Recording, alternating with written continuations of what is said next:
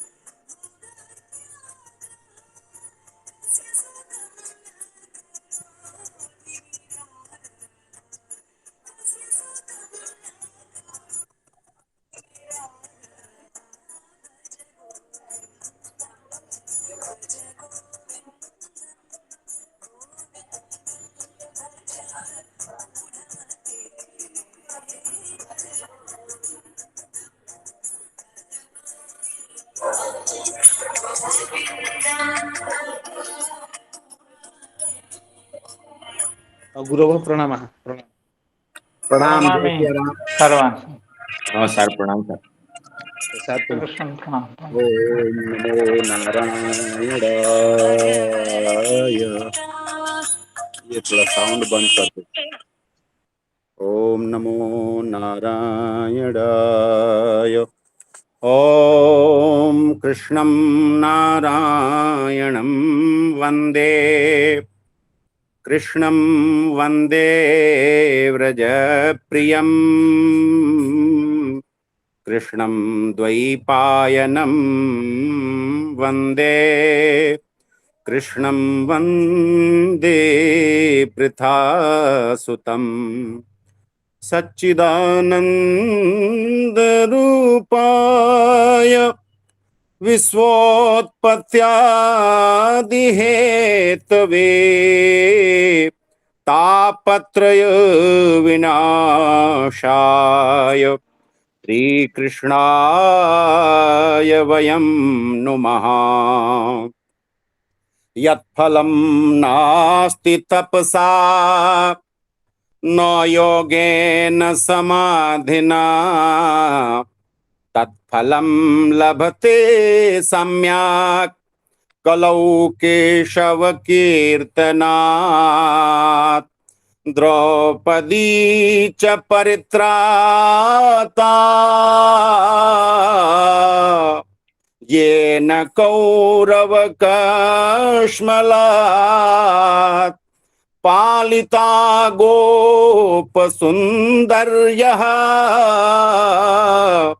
सा कृष्णः क्वापि नो गतः।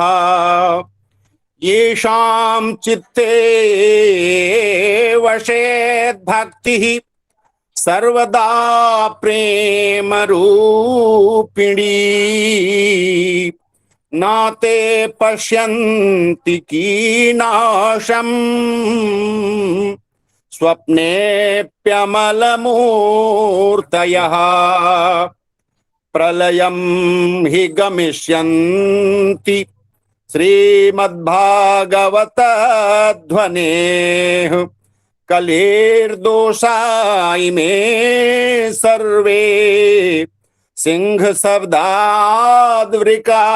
इव इदं भागवतं नाम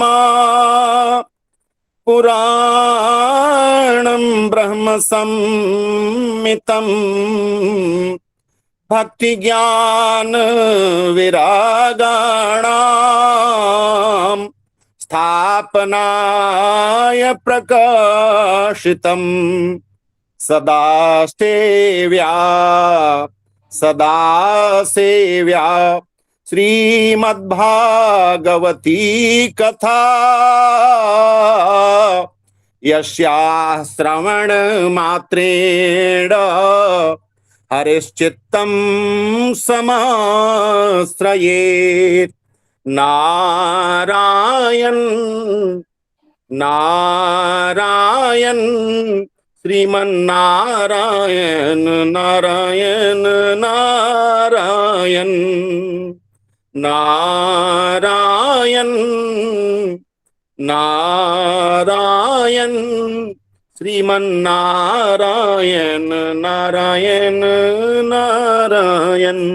अपने सभी आदरणीय भक्तजनों, आदरणीय गुरुजनों के चरणों में बार बार प्रणाम करते हुए आगे की भागवती कथा के लिए हम अपने गुरुदेव को बार बार प्रणाम करते हैं और निवेदन करते हैं कि हे भगवान, आज आप कथा का प्रारंभ करने की कृपा करें। जय सिया राम। प्रणाम। जय सिया राम। ओम अज्ञानतिमिरान्धस्य ज्ञानाञ्जनशलाकया चक्षुरुन्मिलितं येन तस्मै श्री गुरवे नमः।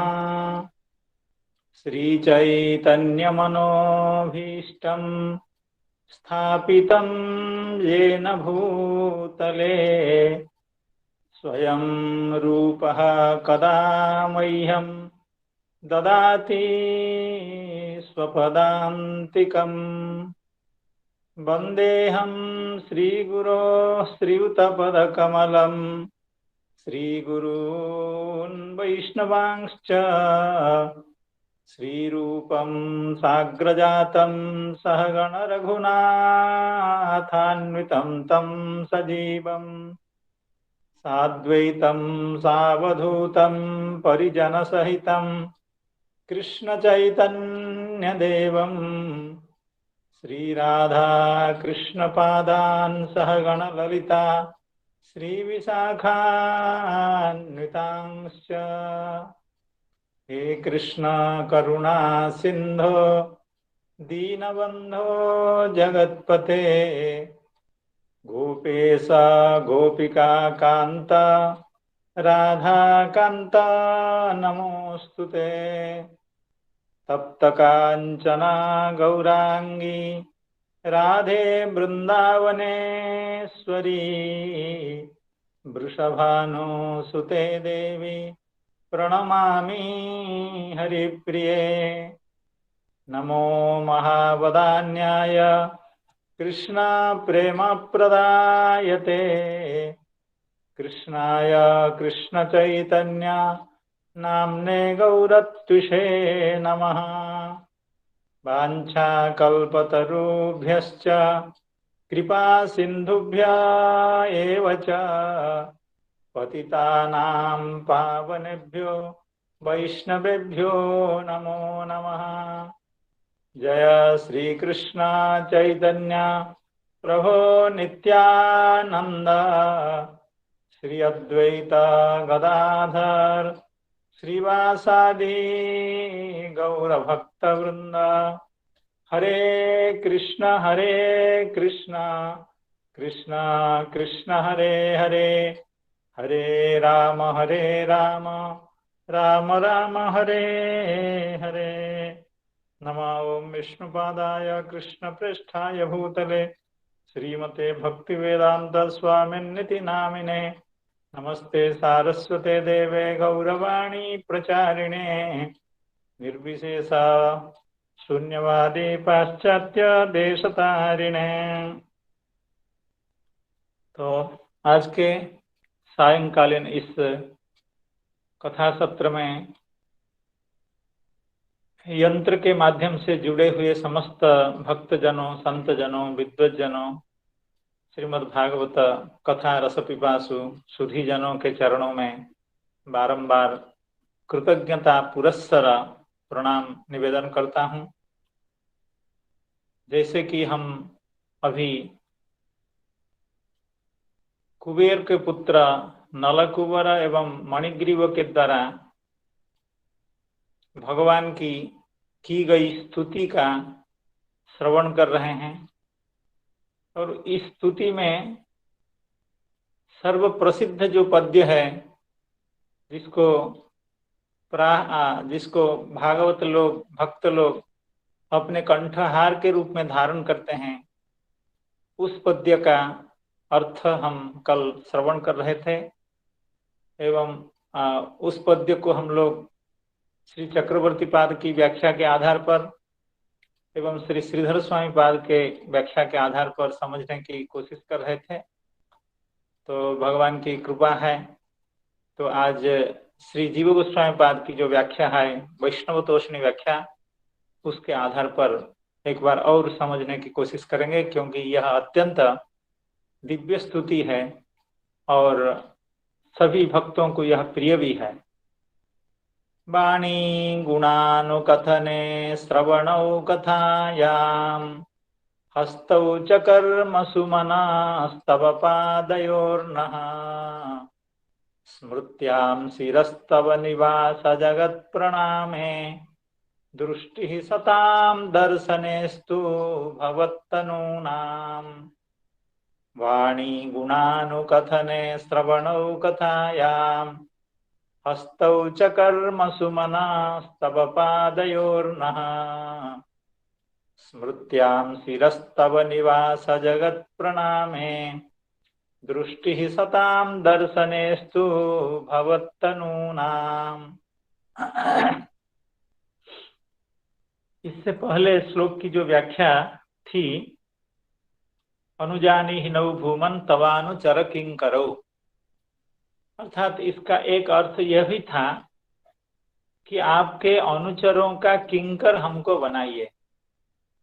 और ऐसा कहते कहते इतना आगे तक निकल गए थे नलकुबर एवं मणिग्रीव, उनका यह भी अभिप्राय था, इस ब्रज में जो आपके सखा बालक हैं, आपके जो सखागण हैं, उनका भी अनुचर हमको बनाइए। ये अनुजानी ही का यह भी एक अर्थ है, तवानुचर किंकरो, आपके अनुचर को किंकर हमको बनाइए, और वो भी ब्रज में बनाइए। इस तरह की एक व्याख्या श्री जीव गोस्वामी पाद की थी।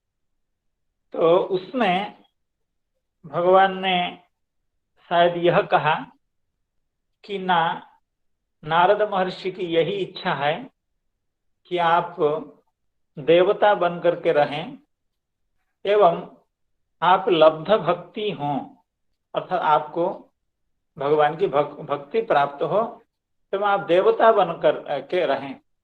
इस तरह की कामना श्री नारद महर्षि की थी। तो उसी कामना को सम्मान देते हुए, अपने प्रिय भक्त की इच्छा को सम्मान देते हुए भगवान ने कहा, ना, आप दोनों जाकर के देवता बनिए। और श्री नारद महर्षि की जो जो इच्छा थी, उस इच्छा के अनुरूप मेरी भी कृपा आप दोनों के ऊपर होगी।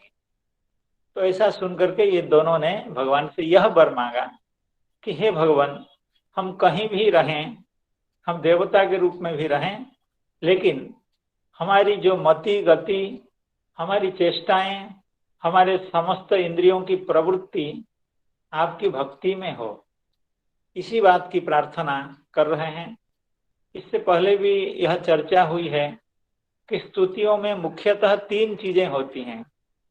एक तो भगवान के गुणों का कीर्तन, भगवान के दिव्य गुणों के महिमा का वर्णन, और दूसरी बात है कि भगवान को नमस्कार और तीसरी चीज है भगवान से प्रार्थना, कोई चीज मांग लेना भगवान से। तो भगवान से मांगने की चीजों में से सबसे दिव्य चीज है कि भगवान की भक्ति मांग लिया जाए। अगर भगवान इतना प्रसन्न है, अगर भगवान अत्यंत कृपालु हैं, तो उनसे भक्ति मांग लेनी चाहिए, क्योंकि भक्ति भगवान देते नहीं हैं। आमतौर पर भगवान मुक्ति भले ही दे देते हैं। कल इस श्लोक की चर्चा हुई थी, मुक्तिम ददाति करहिचित स्मन भक्ति योगम। लेकिन ये दोनों नलकुबर एवं मणिग्रीव ये अत्यंत बुद्धिमान हो चुके हैं। नारद महर्षि की कृपा से इनकी सद्बुद्धि उदित हो चुकी है। वह जो दुरभ्यास था और धन के मद के कारण जो इनका अधःपतन हुआ था, उससे वे दोनों निकल आए हैं एवं भगवान से उनकी भक्ति की प्रार्थना कर रहे हैं। तो वाणी गुणानुकथने श्रवणौ कथायाम हस्तौ च कर्मसु मनस्तव पादयोर्नः स्मृत्यां शिरस्तव निवास जगत प्रणामे दृष्टि सताम दर्शनेस्तु भवत्तनूनाम। इस श्लोक में जो हम लोग श्रीधर स्वामी पाद की व्याख्या का अध्ययन किए थे एवं चक्रवर्ती पाद की व्याख्या का अध्ययन किए थे, उसमें मुख्य रूप से पादयोः नः, नः शब्द का अर्थ आवयोः, ऐसा श्री श्रीधर स्वामी पाद ने कहा था। और ये दोनों अस्मदो द्वयोश्च ये पाणिनि सूत्र के अनुसार ये द्विवचन के अर्थ में भी बहुवचन होता है। एक समाधान यह था। दूसरा समाधान बहुत अच्छा था, वो यह था कि अस्मत् संगिनाम सर्वेषाम अपि इति वा बहुवचनम, अर्थात केवल हम दोनों का ही चित्तवृत्ति भगवान के चरणों में बना रहे, या हम दोनों ही भगवान के गुणों का अनुकथन कर, ऐसा नहीं। हमारे संपर्क में जो भी आए, हमारे जितने भी मित्र हों, उनकी सबकी यही दशा हो, अर्थात सब हम लोगों के संसर्ग के कारण, आपकी कृपा के कारण सभी लोग भक्ति में लग जाएं। इस अभिप्राय को लेकर के यहाँ नः बहुवचन हुआ है। एक समाधान यह था। और श्री चक्रवर्ती पाद का जो एक व्याख्या थी, श्री चक्रवर्ती पाद कह रहे थे इस श्लोक में एक ही च पद है। वाणी गुणानुकथने इत्यादि श्लोक में च शब्द एक ही है, और उस च शब्द का अर्थ है एव। और इस च शब्द को, यानी एवार्थक, एव शब्दार्थक जो च शब्द है, उसको हर सप्तम्यंत के बाद युक्त करना चाहिए। अर्थात हम लोगों की वाणी गुणानुकथने च, अर्थात गुणानुकथने एव अस्तु, अर्थात हमारी जो वाग इंद्रिय है उसका उपयोग, उसका प्रयोग, उसका व्यवहार आपके गुणानुकथनों को छोड़ करके किसी भी और दूसरे चीजों की वर्णन में ना हो। श्री चक्रवर्ती पाद ने हम लोगों को कह दिया था कि सप्तम्यंत पद के बाद च का योग करना चाहिए। तो उसी तरह से हम लोगों का जो श्रवण है, अर्थात दो कर्ण हैं, दो चार कर्ण हैं, या हमारे साथ जो आएंगे, हमारे से मित्रता जिन लोगों को होगी, सभी के कर्ण भवतः कथायाम एव, आपकी कथा में ही लगें, आपकी कथा ही श्रवण करें। और हस्तौ कर्मसु एव, हम लोगों के कर, यानी ये जो इंद्रिय है, कर इंद्रिय जो है,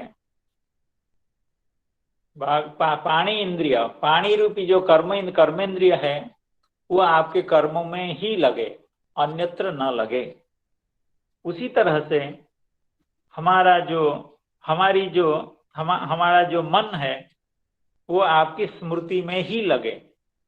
तो इस तरह की, और हमारा जो मस्तक है वो आपके प्रणाम में ही लगे, एवं हमारी जो दृष्टि है वो आपके जो दो स्वरूप हैं, आपके जो जंगम स्वरूप है एवं स्थावर स्वरूप है, यानी आपका विग्रह रूप, आपका जो स्वरूप एवं संत जन जो आपके स्वरूप से अभिन्न है, ये दोनों के दर्शन में ही हमारी दृष्टि लगी रहे। अर्थात हम जगत का दर्शन न करें, हम भगवान का दर्शन करें एवं संत जनों का दर्शन करें। इस तरह का अभिप्राय श्री चक्रवर्तीपाद ने बताया था। अब श्री जीव गोस्वामी पाद क्या कह रहे हैं उसका हम लोग श्रवण करेंगे। श्री नारदानुग्रहेण मद भक्तावेव युवाम वृत्तौ, अर्थात भगवान कह रहे हैं, श्री दामोदर भगवान अभी उलूखल से दाम के द्वारा बद्ध हैं एवं उनके सामने नलकुबर एवं मणिग्रीव नतमस्तक एवं कृतांजलि होकर के खड़े हैं एवं भगवान उनको कह रहे हैं, श्री नारदानुग्रहेण मद भक्तावेव युवाम वृत्तौ, अर्थात आप दोनों तो भक्त हो गए, अर्थात आप दोनों के ऊपर नारद महर्षि की कृपा से अब आप दोनों भक्त बन चुके हैं, भक्त हो गए हैं। ततः तत्रैव गच्छतम, क्योंकि इससे पहले उन दोनों ने कहा था कि हमको संभव हो तो आपके जो अनुचर हैं, आपके जो सखा गण हैं, उनका किंकर बना करके ब्रजवास दीजिए। लेकिन भगवान कह रहे हैं नहीं, नारद महर्षि की कृपा से आप भक्त बन चुके हैं, आप यहाँ रहें या स्वर्ग में जाएं, देवलोक में जाएं, उसमें कोई फर्क नहीं पड़ता है, इसलिए आप तत्रैव गच्छतम, इसलिए आप वहीं जाइए। अर्थात आप जहाँ के हैं, अर्थात आप देव हैं, उपदेव हैं, इसलिए देवलोक में आप जाइए। तत्रैव गच्छतम इति चेत, तो ऐसा सुनकर के ये दोनों तो अब चतुर हो चुके थे, दोनों तो अब बुद्धिमान हो चुके थे, इसलिए इन दोनों ने भगवान की मानसिकता को समझ लिया कि भगवान ब्रजवास देना नहीं चाहते हैं, तो फिर भगवान से जितना संभव हो मोलचाल कर लेते हैं।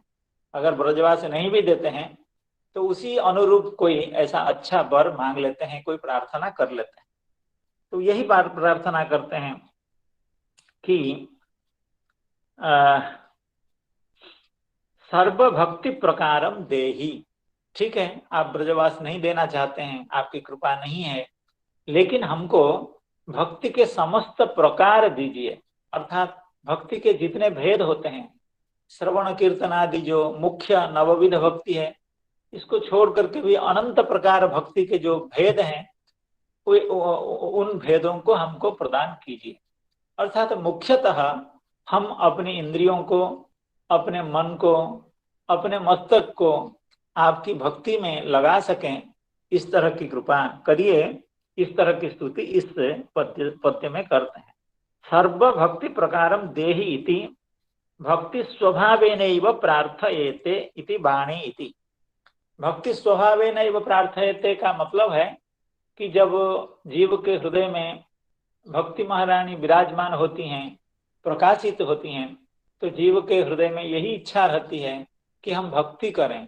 हम अपने इंद्रियों से, अपने ज्ञानेंद्रियों से, कर्मेंद्रियों से, अपने मन से, प्रत्येक अंग से हम भक्ति का अनुष्ठान करें, इस तरह की कामना होती है।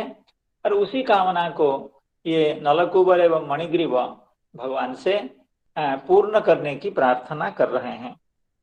वाणी गुणानुकथने श्रवणौ कथायाम हस्तौ च कर्मसु मनस्तव पादयोर्नः स्मृत्यां शिरस्तव निवास जगत् प्रणामे दृष्टि सतां दर्शनेस्तु भवत्तनूनां तब पाद। यहाँ पर श्री जीव गोस्वामी पाद थोड़ा सा अलग से अर्थ कर रहे हैं। अर्थात उनका कहना है तब पादयोः गुणानाम, अर्थात पहले चक्रवर्ती पाद की व्याख्या में या श्रीधर स्वामी पाद के व्याख्या में हम लोग यह श्रवण कर रहे थे, तब पादयोः स्मृत्यां मनः, अर्थात आपके चरण कमलों की स्मृति में हमारा मन लगा रहे, यह एक व्याख्या है। लेकिन श्री जीव गोस्वामी पाद इसको दूसरी तरह से करना चाहते हैं। वे कह रहे हैं तव पादयोः गुणानां भक्तवात्सल्यादीनां सौंदर्यादीनां च अनु निरंतरम कथने एव न तो योग यागादि निरूपणे न अस्माकं वाणी वागेन्द्रियम अस्तु। अर्थात वाणी गुणानुकथने, यहाँ पर श्री जीवो स्वयंपाल कहना चाहते हैं हमारी वाणी अस्तु, अर्थात हमारी वाणी प्रवृत्त हो, इसमें लगी रहे। किसमें? न तव पादयोः गुणानुकथने, अर्थात आपके चरण कमलों के जो गुण हैं, अर्थात आपके अंघ्रि कमल, आपके चरण पद्म के जो महात्म्य है, जो गुण हैं, उन गुणों के कथन में ही हमारी वागेंद्रिय लगी रहे। अब बात यह आएगी पादयोः गुणानां, भगवान के चरण कमल के क्या गुण हैं? न भक्त वात्सल्यादीनां सौंदर्यादीनां च, अर्थात ऐसा नहीं कि भगवान का जो भक्त वात्सल्य है वो केवल उनके हृदय में ही विराजमान है, उनके चरण में नहीं है, उनके नेत्र में नहीं है, या उनके अन्य अन्य अंगों में नहीं है, ऐसी बात नहीं है। क्योंकि भगवान दिव्य स्वभाव के हैं एवं उनके समस्त अंग प्रत्यंग अंगानि यस्य सकलेन्द्रिय वृत्तिमन, अर्थात हमारे अंगों जैसे भगवान के अंगों की शक्ति नियत नहीं है। अर्थात किसी भी अंग में कोई भी कर्म करने का सामर्थ्य है। यही ब्रह्म संहिता का यह जो पद्य है, अंगानि यस्य सकलेन्द्रिय वृत्तिमन, अर्थात समस्त इंद्रिय समस्त वृत्ति में, अर्थात समस्त ज्ञान अर्जन में या समस्त क्रिया में समर्थ है। तो इसी अभिप्राय को शायद सामने रख करके श्री जीव गोस्वामी पाद कह रहे हैं तब पादयोः गुणानां भक्तवात्सल्यादीनां सौंदर्यादीनां च अनुकथने, अनु का मतलब है निरंतर, कथने एव न तो योग ज्ञानादि निरूपणे, अर्थात हम लोगों को यह कामना नहीं है हम किसी को सुबह उठ करके कैसे आसन करना होगा, कैसे प्राणायाम करना होगा, या कैसे महावाक्यों से अर्थबोध करना होगा, अपना आत्मस्वरूप को कैसे पहचानना होगा, इस तरह के काम करने की, इस तरह के प्रवचन करने की इच्छा हम लोगों को नहीं है। हमारी एक ही इच्छा है, अर्थात आपके चरण कमलों के जो गुण हैं, जो असाधारण सामर्थ्य है, असाधारण महिमा एवं कृपा है भक्तजनों के ऊपर, केवल उसी का निरूपण में हमारी वागेंद्रिय, हमारी वाणी लगी रहे। न तो योग यागादि निरूपणे, कौन सा याग कैसा करना होगा, किस याग से कौन सा फल प्राप्त होगा, ऐसा भी प्रवचन करने का या किसी को शिक्षा देने का, किसी को श्रवण कराने का कोई भी अपना हमारा अभिप्राय नहीं है। न अस्माकं वाणी वागेन्द्रियम अस्तु, हमारी वाणी, हमारी वागेन्द्रिय आपके चरण कमलों के गुणों के वर्णन में लगी रहे। अब आगे चल करके श्री जीव गोस्वामी पाद कह रहे हैं पादयोः इति भक्त्या, अर्थात पादयोः गुणानुकथने वाणी अस्तु, यह जो कहा गया है ये दास्य भक्ति का जो असाधारण स्वभाव होता है उसके कारण ही कहा गया है। यानी जो दास भक्त होते हैं उनके हृदय में भगवान के चरण कमल सब समय विराजमान होते हैं। तो दास्य भक्ति को प्राप्त करके ये दोनों भी भगवान के चरण कमलों के गुणों का कीर्तन करना चाहते हैं। तो लेकिन जीव गोस्वामी पाद कहते हैं यद्यपि दोनों ने यह कहा पादयोः गुणानुकथने, लेकिन यह उनकी भक्ति के कारण, अर्थात भगवान के चरण कमलों में उनकी जो अतिशय प्रीति है उसके कारण ही पादयोः ऐसा कह रहे हैं।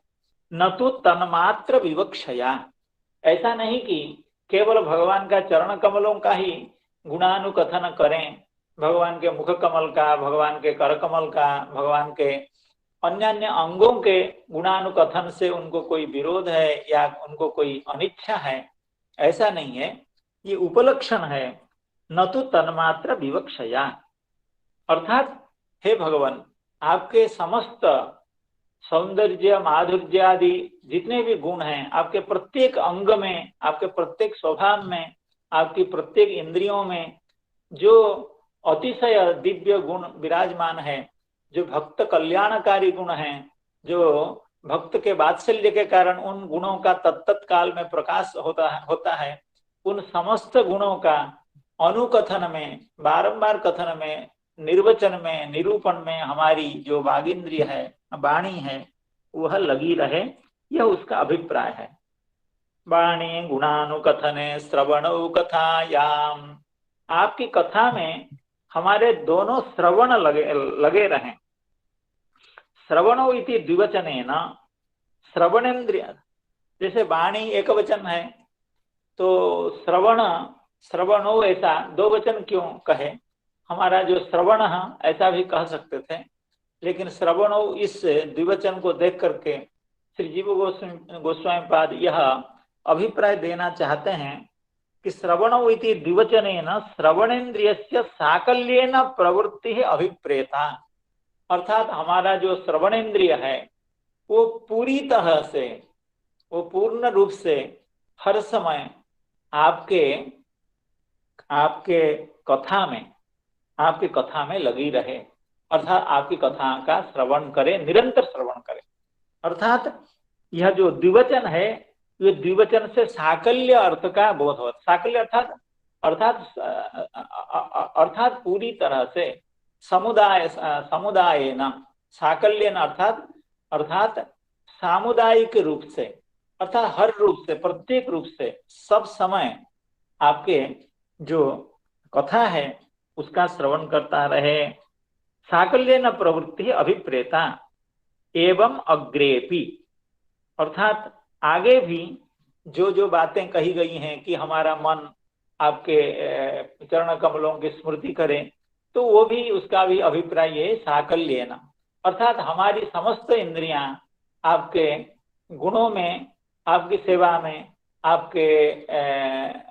आपके जो स्वरूप हैं उसमें निरंतर सन्निविष्ट हों एवं आपका ही सब कुछ आस्वाद करें, जगत के प्रति आकृष्ट न हो। एवं अग्रेपि, यहाँ इसके बाद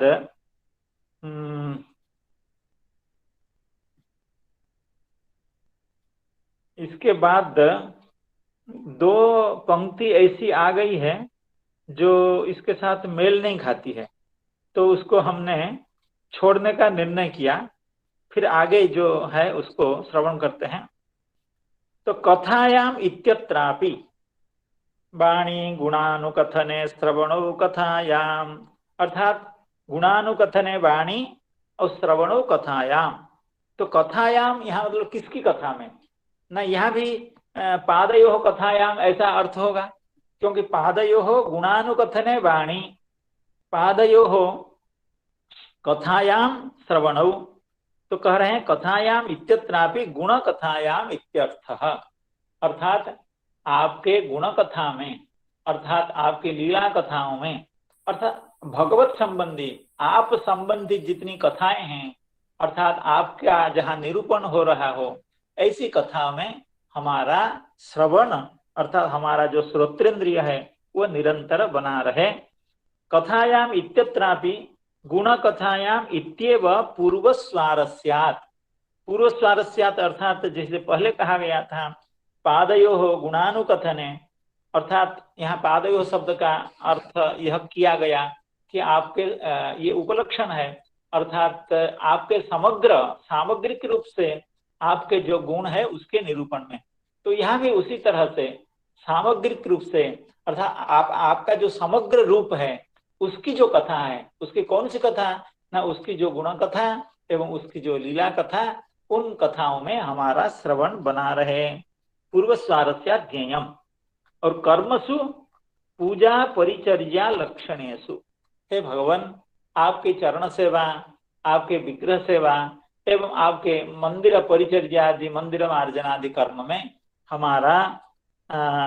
हमारा हस्तो बना रहे।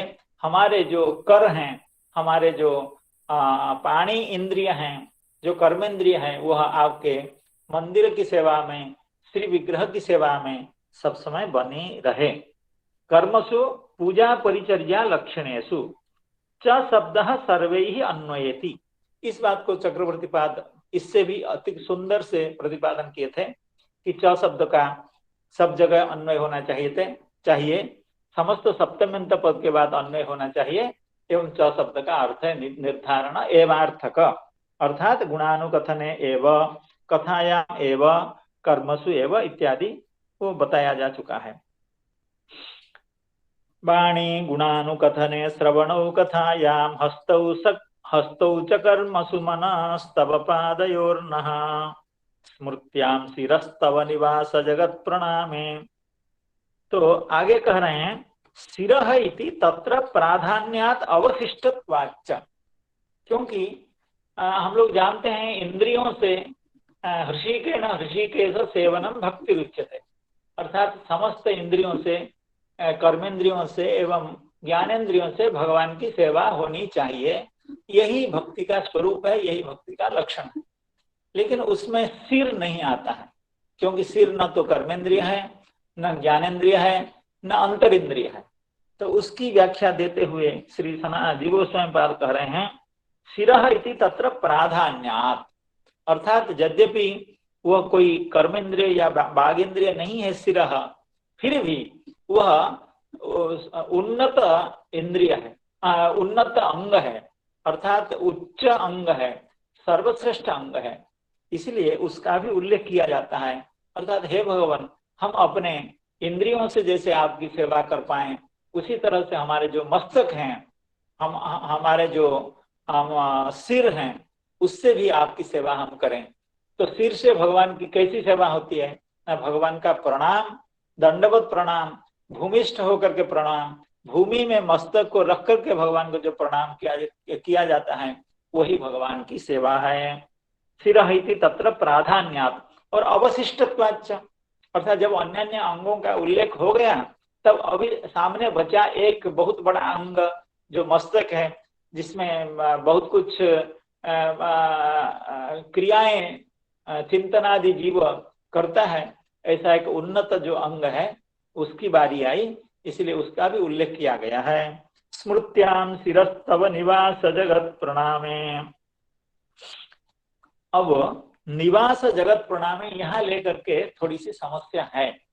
सभी व्याख्याकार यहाँ थोड़ा सा क्लिष्टता का अनुभव करते हैं और कई बार इसके कई तरह के अर्थ करने पड़ते हैं। तो निवास जगत प्रणामे, इसको थोड़ा सा सावधान से श्रवण करें हम लोग। निवास शब्द का अर्थ है बसती स्थान, और जगत यस्य तस्य, निवास जगत और निवास जगत का प्रणाम। तो निवास जगत कौन है? ना निवास जगत भगवान है। क्यों?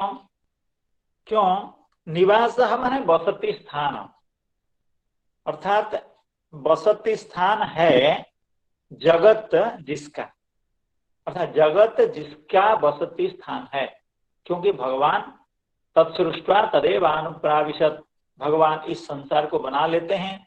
संसार के प्रत्येक वस्तु में, प्रत्येक जीव में भगवान विश्राम करते हैं, इसलिए भगवान को पुरुष कहा गया है। पूरी सेते अर्थात समस्त जीवों में भगवान विराजमान होते हैं, अजीवों में भी विराजमान होते हैं। तो इसलिए भगवान का निवास यह जगत है। तो मतलब क्या हुआ?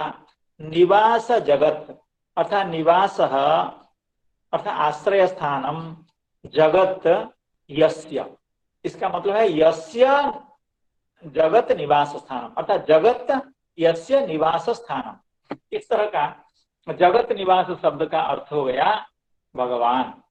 क्यों? जगत निवास जगत यस्य, सह निवास जगत अर्थात भगवान, तस्य प्रणामे अर्थात भगवान के प्रणाम में हमारा सिरह लगा रहे, हमारा मस्तक भगवान का प्रणाम करता रहे। निवासो अर्थात बसति स्थानम जगत यस्य तस्य, निवास जगत तस्य प्रणाम। तो यहाँ श्री जीव गोस्वामी पाद कहते हैं निवास जगत अर्थात हे निवास जगत, ऐसा संबोधन भी है एक पक्ष में, और दूसरा है निवास जगत का प्रणाम अर्थात भगवान का प्रणाम। तो जिस पक्ष में निवास जगत ऐसा संबोधन अर्थ होगा तो फिर प्रणाम किसका किसका प्रणाम? ना ना आक्षेपतः निवास जगत का प्रणाम अर्थात निवास जगत शब्द दो काम करेंगे। एक तो भगवान का संबोधन और प्रणाम में भी उसका अन्वय होने के कारण निवास भूत जो जगत है उसके प्रणाम, निवास जगत जो भगवान है उनके प्रणाम में हमारा सिर बना रहे, इस तरह का अर्थ है। निवास वसति स्थानम जगत यस्य तस्य संबोधनम तव इति पुनरुक्ति जगत निवासतया जगत प्रणामेन तत्प्रणामे सिद्धेपि त्वदेक दृष्ट्यपेक्षया। यहाँ थोड़ा सा समझने की बात है, क्योंकि जो लोग शास्त्र के हैं उनको तो बहुत अच्छा समझ में आ जाएगा। क्योंकि जब हम निवास जगत शब्द का अर्थ करते हैं, निवास जगत जिसका, तो निवास जगत कहने से किसका निवास है यह अर्थ आ जाता है। जैसे पीतम अंबरम यस्य, तो पीतांबर कहने से जिसका अंबर पीत है ऐसा अर्थ आ जाता है, अर्थात अन्य पदार्थ रूपी जो विष्णु अर्थ आ जाता है। उसी तरह से जगत प्रणाम कहने से निवास जगत कहने से निवास है जगत जिसका, अर्थात भगवान का निवास जगत है ऐसा अर्थ आ जाता है। तो फिर जय सिया राम, क्यों प्रणाम। कहा गया? प्रणाम, जय सिया राम। हाँ बोलिए बोलिए। हरे कृष्ण। जगन निवास और जगन निवास और निवास जगत में कुछ अंतर पड़ेगा क्या?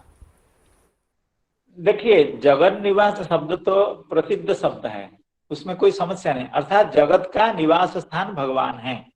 लेकिन यहाँ पर जो निवास जगत शब्द का प्रयोग हुआ है उसको उसकी सार्थकता अर्थात उसका अन्वय कैसे हो, इसके कारण यहाँ कोशिश या यहाँ घमासान है इस शब्द की व्युत्पत्ति को स्थिर करने में।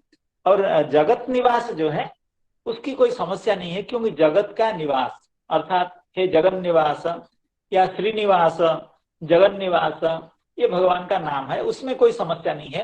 लेकिन निवास जगत में थोड़ी सी समस्या है, इसलिए इतनी बातें कही जा रही है व्याख्याकारों के द्वारा और हम लोग भी उसको श्रवण कर रहे हैं। तो निवास जगत का यह मतलब हुआ निवास है जगत जिसका, अर्थात किसका निवास है यह अर्थ समास के द्वारा ही उपलब्ध है। फिर तब कहने की क्या जरूरत है, अर्थात आपका निवास है जो जगत, ऐसा कहने की क्या जरूरत है। इसको श्री जीव गोस्वामी पाद ने पकड़ा, क्योंकि जीव गोस्वामी पाद तो विलक्षण शास्त्रकार हैं, विलक्षण भक्त हैं, तो उनको इस तरह की बातें इस तरह की समस्याएं समझ में आ रही हैं एवं उसका समाधान भी हम लोगों के लिए कर रहे हैं। तो निवास वसति स्थानम जगत यस्य तस्य संबोधनम तव इति पुनरुक्ति जगन निवासतया जगत प्रणामेन त्वत्प्रणामे सिद्धेपि त्वरेक दृष्ट्यपेक्षया। कहने का मतलब है कुछ लोग ऐसा समझते हैं कि हम अगर जगत को प्रणाम कर दिए तो भगवान का प्रणाम हो गया, क्योंकि जब हम कहते हैं निवास जगत, इसका अर्थ अगर हो गया भगवान, क्यों निवास है जगत जिसका, अर्थात जिस भगवान का निवास जगत है, तो अगर हम जगत को प्रणाम करते हैं तो भगवान का प्रणाम हो जाता है। जैसे कुछ लोग ऐसा भी मानते हैं कि क्या जगत सेवा हरि सेवा ना, क्या ऐसा कहते हैं, अर्थात वो कहते हैं भगवान की नर सेवा नारायण सेवा गुरुजी। हाँ, तो नर सेवा नारायण सेवा ऐसा कहते हैं। तो उनका यह आग्रह है कि नारायण की सेवा कोई अलग से करने की जरूरत नहीं है। अगर हम नर सेवा करते हैं या गो सेवा करते हैं, जगत की सेवा करते हैं, तो नारायण की सेवा हो जाती है। क्यों? सब में तो नारायण विद्यमान है, ये तो जगत निवास है। तो नर सेवा नारायण की सेवा, इसलिए अलग से नारायण की सेवा की कोई बहुत आवश्यकता नहीं है। ये बात सही है कि भगवान समस्त पदार्थों में विद्यमान होते हैं, सबकी सेवा से भगवान की सेवा होती है।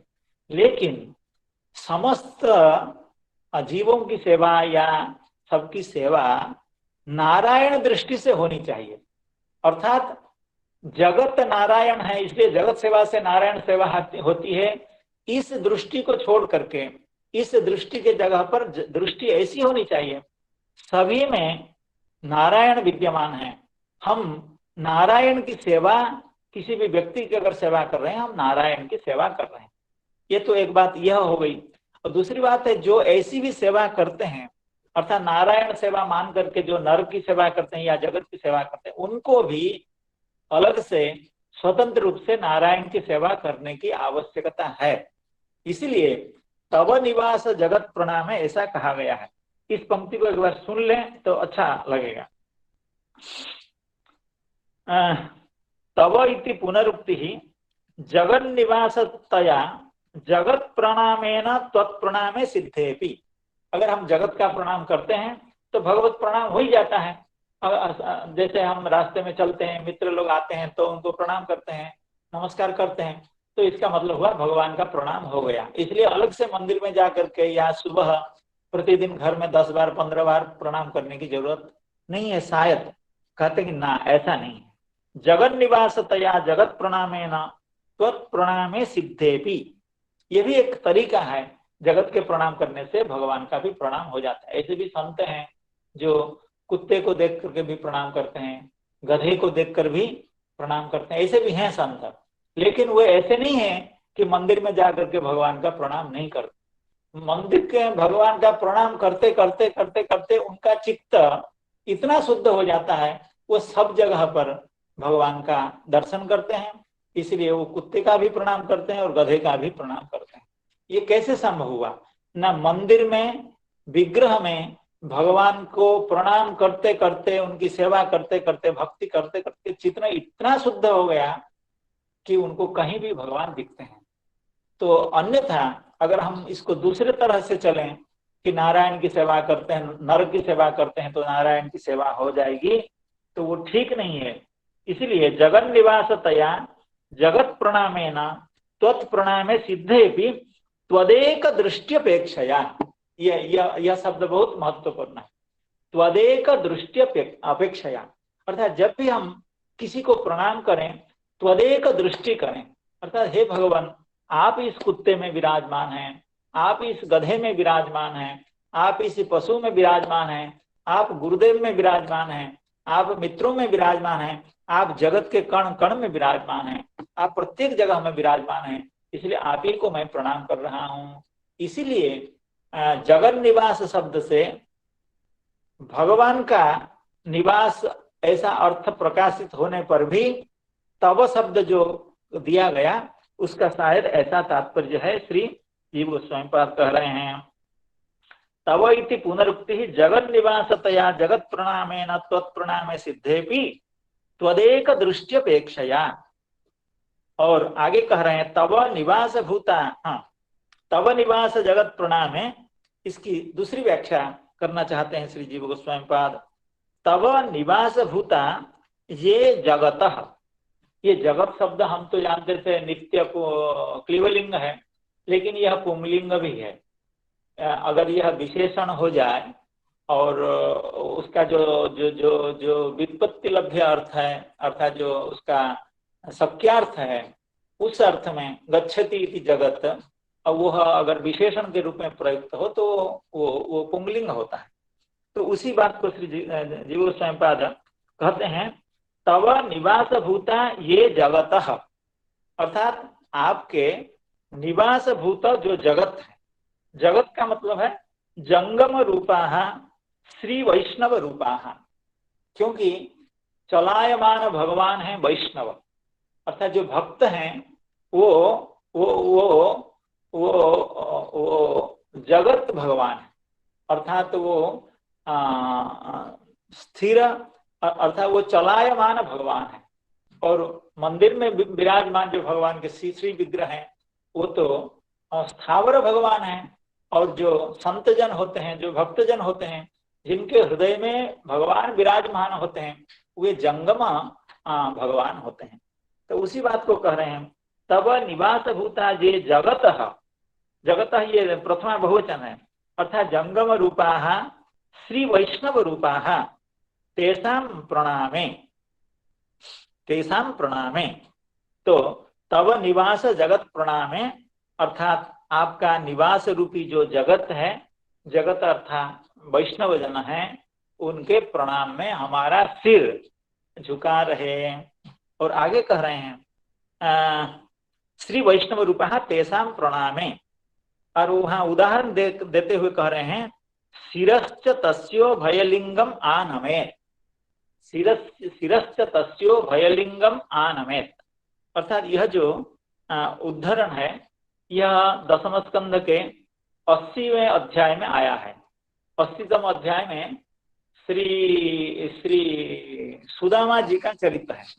तो सुदामा जी के चरित्र में वो लगभग जब दसम स्कंध का अंतिम प्रकरण है, तो वहां परीक्षित महाराज समझ रहे हैं कि सुखदेव गोस्वामी आगे कुछ कथा नहीं कहना चाहते हैं, अर्थात भगवान का इतनी लीला, इतना वर्णन, सब कुछ बाल्य लीला, कैशोर लीला और द्वारिका लीला सब कुछ वर्णन करने के बाद ऐसा कुछ लग रहा है कि सुखदेव गोस्वामी अभी शांत पड़ रहे हैं, अब शायद भगवान की कथा नहीं सुनाएंगे।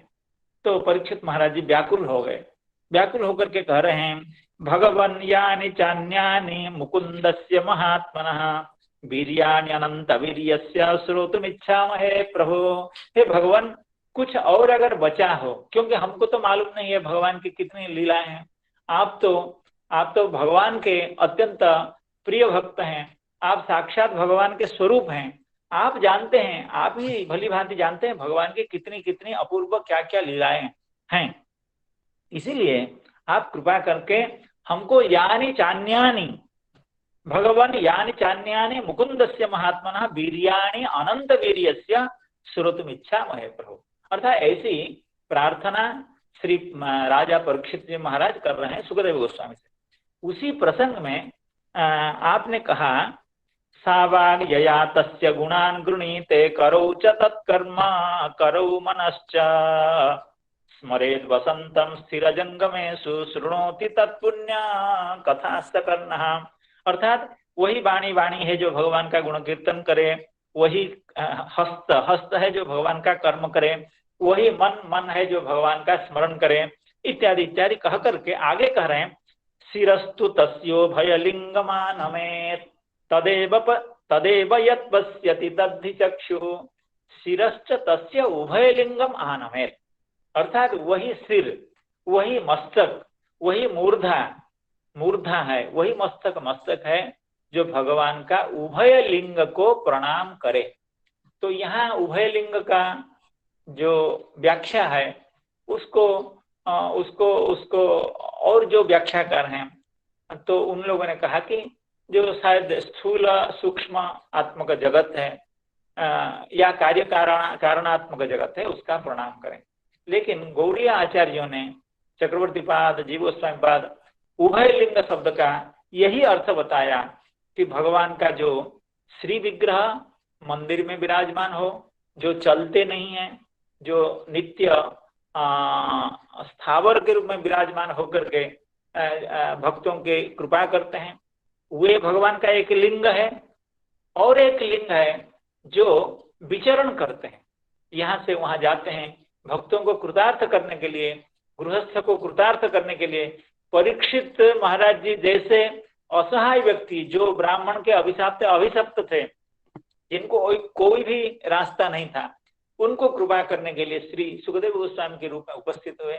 तो इस तरह से जो वैष्णव जना, संत जना, भक्त जना दरिद्रों के ऊपर, असहायों के ऊपर, संसारी जीवों के ऊपर, हम सब के ऊपर कृपा करने के लिए अपनी इच्छा से आते हैं, अपनी कृपा शक्ति के कारण आते हैं, वे भगवान के एक लिंग हैं।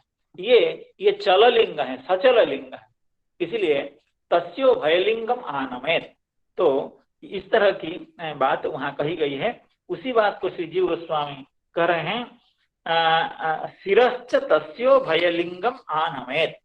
तो इसका मतलब हुआ भगवान का जो दो स्वरूप है, अर्थात विग्रह स्वरूप एवं संत स्वरूप इति युक्त है यदवा।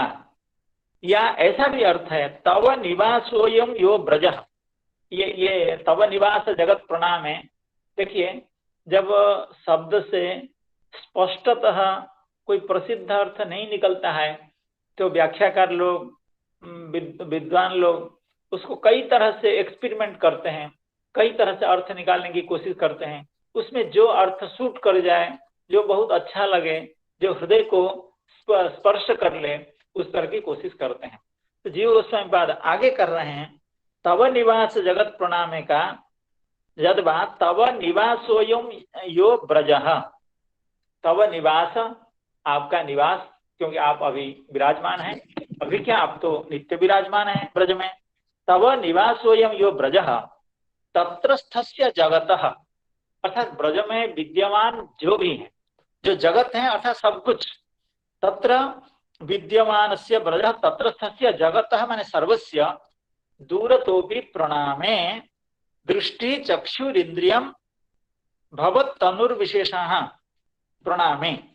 अर्थात देखिए, भगवान ने ब्रजवास देने से तो मना कर दिया कि आप वहीं जाएंगे और भक्ति करेंगे, लेकिन उनकी कामना है जो ब्रजजन हैं, जो ब्रज में निवास करते हैं, उनको हम प्रतिदिन दूर से वहां प्रणाम कर पाए। हम स्वर्ग में रहें, देवलोक में रहें, लेकिन आपका निवास भूत जो जगत है, वो जगत का मतलब है सर्व, यहाँ जगत शब्द का अर्थ है सर्व। तो तव निवासोयम यो ब्रजः तत्रस्थस्य जगतः सर्वस्य दूरतोपि प्रणामे। क्योंकि हम तो ब्रज में होंगे नहीं, हम तो देवलोक में होंगे, लेकिन दूर से प्रतिदिन आपके ब्रज के जो भक्तगण हैं, आपके प्रेमी जो भक्तगण हैं, आप भी विराजमान हैं, हम वहीं से रोज प्रणाम कर दिया करें, ऐसी कृपा करिए। अर्थात ब्रज के प्रति, गोकुल के प्रति, वृंदावन के प्रति एवं वृंदावन के निवासी जो भक्तजन हैं, जो प्रेमी जन हैं, उनके चरणों में हमारी श्रद्धा बनी रहे। दृष्टि ही सताम दर्श तब निवास जगत प्रणामे, यहां तक हो गया। आगे कहते हैं दृष्टि ही सताम दर्शनेस्तु भवत तनुनाम। दृष्टि का मतलब चक्षुरिंद्रिय, भवत तनु अर्थात भवत तनु विशेषाणाम सताम। क्योंकि ये जो सज्जन होते हैं, संतजन होते हैं, साधु होते हैं, ये भवत तनु निर्विशेषाणाम, अर्थात आपके तनु से ये निर्विशेष हैं, अर्थात आपके तनु से ये अभिन्न है, आपके तनु से ये अपृथक हैं, आपके तनु से ये अलग नहीं है। तो आपके तनु से निर्विशेष जो सज्जन है, सताम, उनका प्रणामे। और सताम श्री नारद आदि नाम, अर्थात हमारे गुरुदेव श्री नारद हैं एवं ऐसे जो और संत जन हैं, वे आपके तनु से ये निर्विशेष हैं, अर्थात कोई अलग नहीं है, इसलिए उनके प्रणाम में हमारा इनके दर्शन में हमारी दृष्टि बना रहे। यदवा सताम श्री वैष्णवानाम और भगवत तनुनाम च अर्चा रूपाणाम। देखिए, यहाँ भगवत तनुनाम सताम, एक बात तो यही है, और दूसरी बात है सताम भगवत तनुनाम, ये दो चीज है। तो सताम कहने से श्री वैष्णवानाम, और भगवत तनुनाम का मतलब है अर्चा रूपाणाम, अर्थात आपके दो तनु हैं। ये जो संतजन हैं, उनके प्रणाम में हमारा मस्तक झुका रहे, एवं आपके जो श्री विग्रह हैं, उनके प्रणाम में एवं उनके दर्शन में हमारा चक्षु इंद्रिय लगा रहे। आगे कह रहे हैं, बहुत अच्छी बात कह रहे हैं, साक्षात त्वदर्शनम दर्शने अस्तु इति तु गृहेषु असंभवम भयादिना न प्रार्थितम।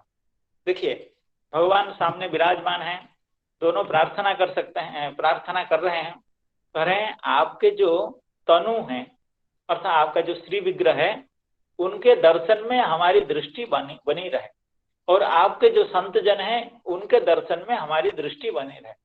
ये नहीं कह पा रहे हैं कि हे भगवान, साक्षात आपके दर्शन में हमारी दृष्टि बनी रहे। क्यों? ऐसी अगर प्रार्थना करेंगे तो उनको लगा कि भगवान को हमारे घर में साक्षात इस दामोदर रूप में विराजमान होना पड़ेगा। इसलिए कह रहे हैं दृष्टि साक्षात त्वदर्शने अस्तु इति तु, ऐसा नहीं कहा। आपका जो विग्रह है उसके दर्शन में हमारी दृष्टि बनी रहे, ऐसा कहा। साक्षात आपके दर्शन में हमारी दृष्टि बनी रहे, इस तरह की प्रार्थना आपने नहीं की, क्योंकि गृहे असंभवम, अर्थात उनके घर में भगवान को नित्य इस रूप में विराजमान करना यह असंभव है, यह अनुचित भी है और भय भी है।